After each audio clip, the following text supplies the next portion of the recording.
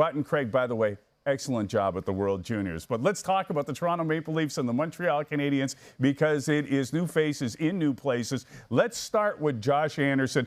Here's a guy, 2 seasons ago, he had 27 goals. Last year, he has 1. Has shoulder problems. The Montreal Canadiens love him. They make a deal. They give him a 7-year contract. He gets 2 on opening night. What'd you think?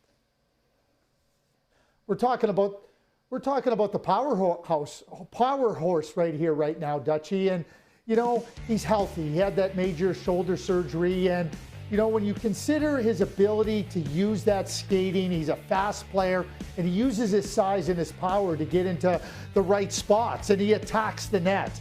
And he's got some nice mitts. And when he can get that puck on his stick and get it off, I mean, he can be a dangerous goal scorer. Here's the power horse going to work against Tavares, and then the hands getting him maneuvered around and beating Freddie Anderson. I mean, Montreal did not have this type of player. So to be able to acquire that player for their team, Marc Bergevin did a terrific job. This is just a sign of things to come. Prior to last year, Josh Anderson was not only a powerful, player that could play rugged and along the boards, he also was able to score. He will be able to do exactly the same thing healthy. Yeah, and you know I like his game. Let's talk about Willie Nylander a little bit. This is a guy who had 31 goals last year. Different, obviously, from Anderson, but he gets off to a great start with 3 points in this hockey game. Yeah, William Nylander was fantastic. And, he scores that first goal. He just gets into a soft spot. But he's able to get his eyes up and really pick out where he wants to shoot the puck. It's not a hard shot that goes into the net, but it's an accurate shot that he understands how to get through. He gets open into that high slot, and it's just a really good play. Stops. Here, give me the puck and just a little backswing. But this play is where he shows his sniping ability. He's able to really get his head up, patient as he moves into the middle of the ice, and then he just wires it over the glove of Carey Price. This little play, he's ready as the puck hits the referee and takes advantage, makes a nice little slide pass to tie the game. He also made a terrific play in overtime defensively, coming all the way back.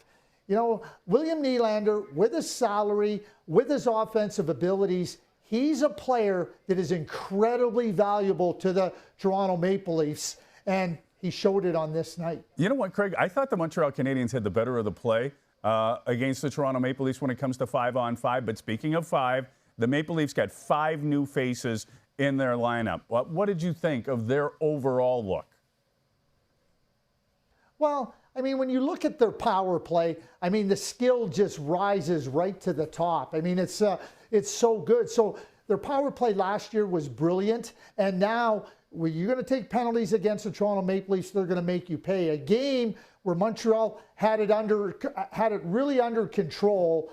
All of a sudden, power play, 2-man advantage, and before you can blink your eye, it's 2-2, it's 3-3, and everything that carries forth from that moment in time is based on the skill and based on the power play.